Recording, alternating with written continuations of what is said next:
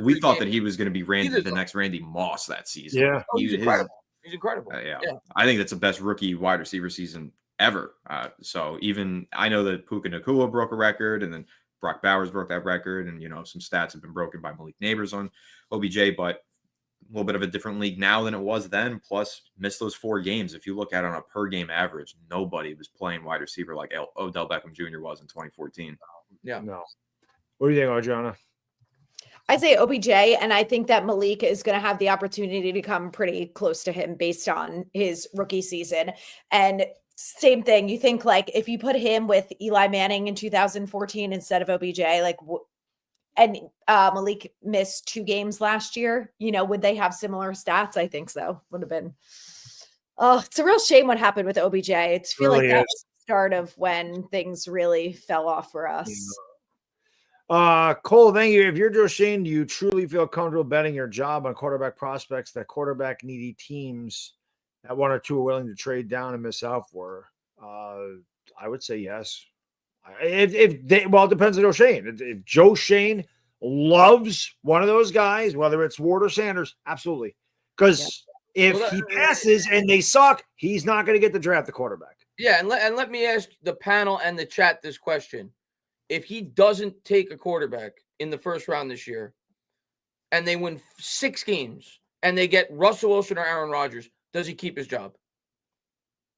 If he doesn't have a rookie quarterback to go to sell the Mara, we're going to build with this guy going forward, and they win 6 games with if the answer is no, well then if they win 6 games, they're picking 10th next year. From Shane's perspective, he's got to draft the quarterback if he has the opportunity with that pick.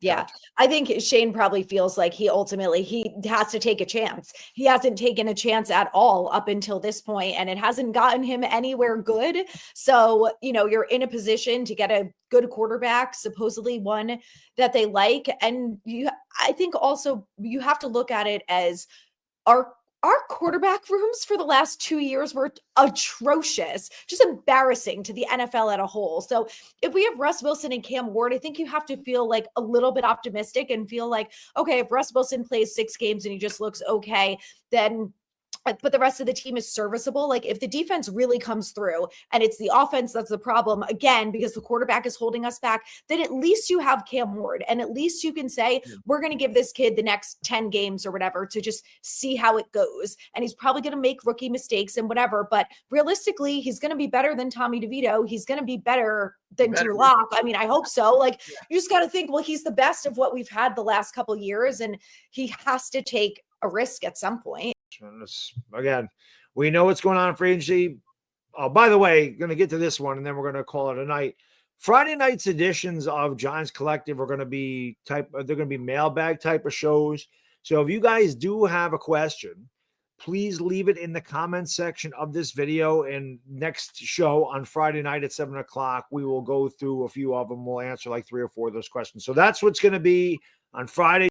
Yeah. Well, I'll also say to it, I think that, and I kind of made this point when the Stafford rumors were going on, while we feel pretty confident that Joe Schoen's going to do everything he can to get a quarterback because we think that's going to save him his job.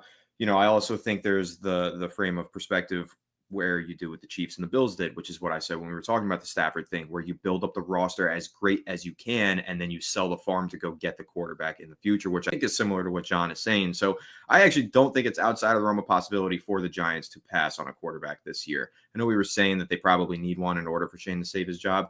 Not necessarily. If they end up winning 8 games with Rodgers, they just missed the playoffs, 8 games. Yeah, 6 games I know is close, and we probably lean towards firing, but I find it hard to find 8 wins on the schedule this year. I looked at the schedule last night. I was me too, but you know what? I do remember we said that in 2022. True. The league changes so much every single year, and you really never know. And I know that there was probably a lot of Commanders fans that felt like, oh, we drafted a rookie quarterback this year. We're probably going to win 4 or 5 games, but anything above that is a nice surprise. They ended up going to the conference championship game. So you really never know in the NFL. It's a game-by-game basis. Half of the quarterbacks that we get, maybe we run into a gauntlet of just injured teams. It's totally possible. So, but again, I think